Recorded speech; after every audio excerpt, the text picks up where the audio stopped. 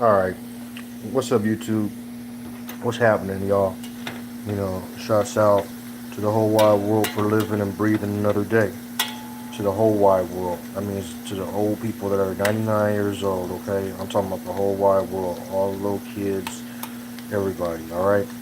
But this is kind of a sad situation, Tekashi69. Because here you got celebrities like Snoop Doggy Dogg talking bad about a young man that deserves a chance. And it's a shame because I've been to jail a few times.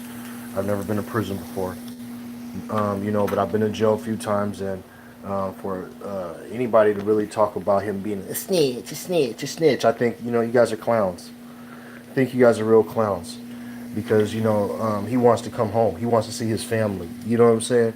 And you know the reason why he's in there is because people like you thinking that he's this monster. The guy's only 5 foot tall. You see him in person, he's only like 5 foot tall.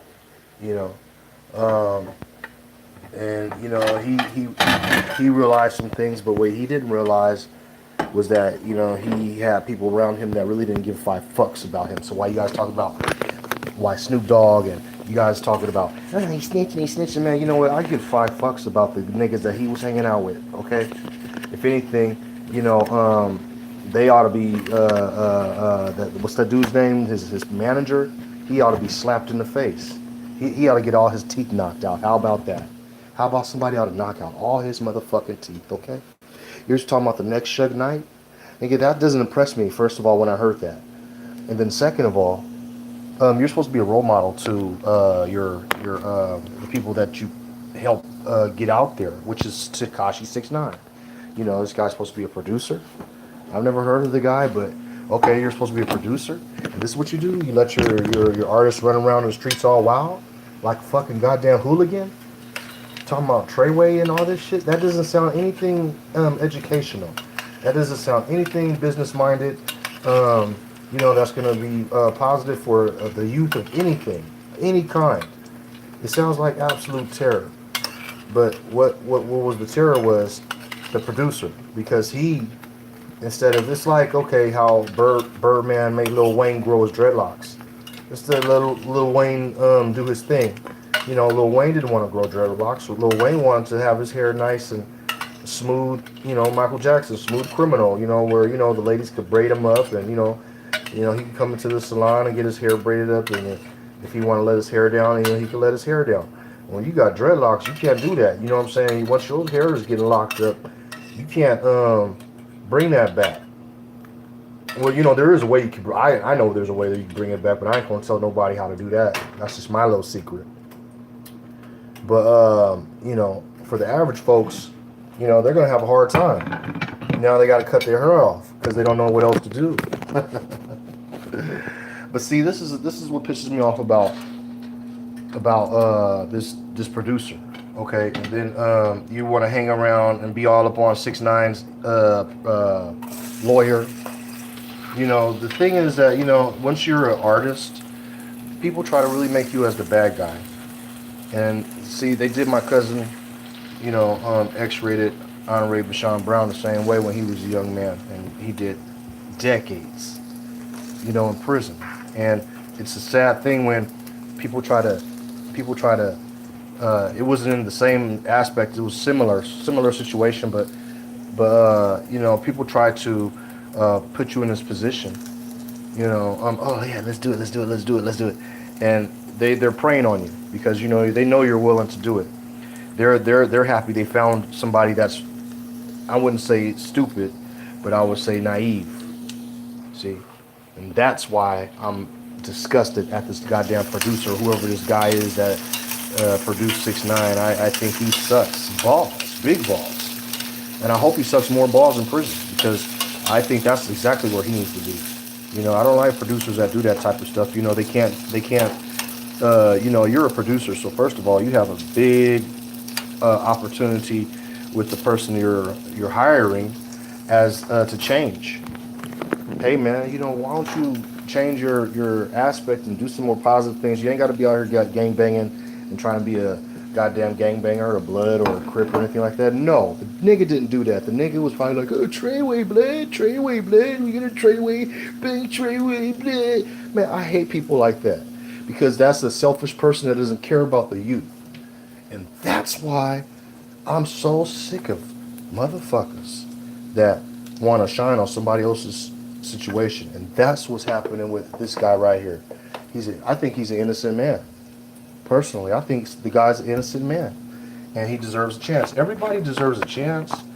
He might have a criminal history in the past, but you know, which they're probably looking at because I'm sure he probably does. But you know, at the same time, you know, I think it's a little bigger than that. I think, you know, you're dealing with like this kind of like you know, what was it? Terry Crews. Terry Crews had a situation where he went to the awards, the Grammy Awards with his wife, and some big time producer that runs Sony or something grabbed him by his testicles, and you know, if that would have been me, I'd have probably, you know, knocked all his teeth out in front of Fox, NBC, everybody on national television, and you know, they would have whatever. But the thing would have been about that he would have had no teeth, regardless of it. It'd have been like, okay, well now he has to have fake teeth, okay, because you know, I don't condone gay people at all or anything like that, but you know, I think the gangbangers are gay because you know when you push up on people, you're gay. And I don't like gay people pushing up on people. I don't like gay people pushing up on me. I don't like gay people pushing up on my friends. I think that's, what do you call that? They have a name for that. It was sexual harassment. That's what it is. And I'd be damned if I get sexual harassed by any man, gay, gangbanger. You know what I'm saying? You're in that category. And that means to leave me the fuck alone category. Okay, so what I'm seeing 6ix9ine going through is he's trying to have fun with all the ladies, but you got all these guys around here trying to have fun with him. Okay, and that's the problem with nowadays. You got too many weirdos around people that are trying to just, you know, have fun. You know, and you got to be careful because you don't know who those weirdos are. You think that's a good dude because he got money and you think he's a role model, man. That motherfucker ain't about five pots to piss in. Okay, so you know, I hope they could change his trial and really look at a different situation. You know, I hope they could really give this guy a chance because, you know, for this guy to do so many years, lose his whole life, lose his whole children's life, just because of this damn producer that I blame for just letting his, you know, not really, you know, because how is it? You got a fresh artist, just really hasn't been out maybe a year, and you know, he's really, you know, making the spotlight. That's cool. Ain't nothing wrong with that. You know, but he could make it the spotlight in a more positive way. But instead, he was going so hard in the paint, he didn't realize just how hard they was like thinking he was. You know, even I thought the nigga was a hard little nigga. Like, well, he ain't that damn hard. He can't be that hard. I'll see the little nigga, but I know he ain't as hard as people think he is. Well, look, you got Snoop Dogg talking shit about him, so obviously people are a little intimidated by him. And that's the sad part about it. You know, you got this dude, he's like 5 foot tall, real short guy, and you intimidated by him? So that means you tell me you must have been super intimidated when Bushwick Bill came out with the Ghetto Boys and Chucky. Okay, because that was a little intimidating too. I love that song. That's like one of my favorite songs.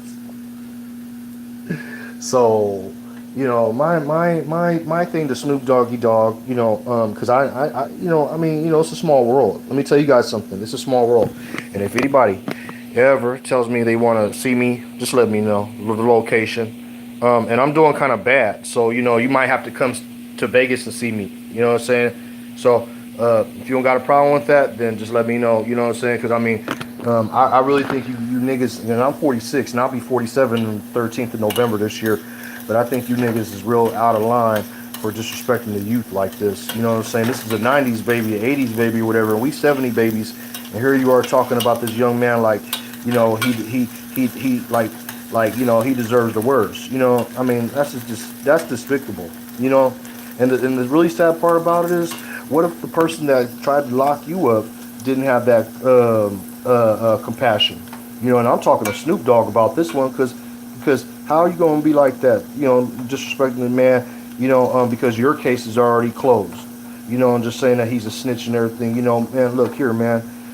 Snitch or no snitch, I feel 6ix9ine because you got to understand something, Snoop. You got to understand something, and that's one thing is this: uh, when you go to prison, okay, them niggas that you was riding for ain't gonna come visit you. I don't think you understand that. You know, you so high and mighty, nigga, you never experienced that part. But that's how it feels, and that's how it is. It's hard when you ain't got no goddamn money, okay? But it's even harder when you got money and the motherfucking government freezes your shit. So I don't know why you even bitching at this guy. You should be trying to put your hat down and say something positive to this young man. And that will change people's ideas. But instead, Snoop Doggy Dogg, you want to act like a motherfucking bitch. You know what I'm saying? Not tell your cousin KD about you. You know what I'm saying? He'll be like, oh, cuz, I have nothing to say. You know what I'm saying? So you need to really, you know what I'm saying, watch how you talk to people, bro. Because it's a small world, motherfucking, after all. All right, Facebook. Y'all have a good day. YouTube, y'all have a good day. And stay focused on making everybody smile. Because guess what? Even though this might be a little hard to make me smile, once I start smiling, I can't stop. Okay, so y'all have a good day. You know what I'm saying? Keep breathing and keep educating everybody to always give somebody a chance. Don't just assume somebody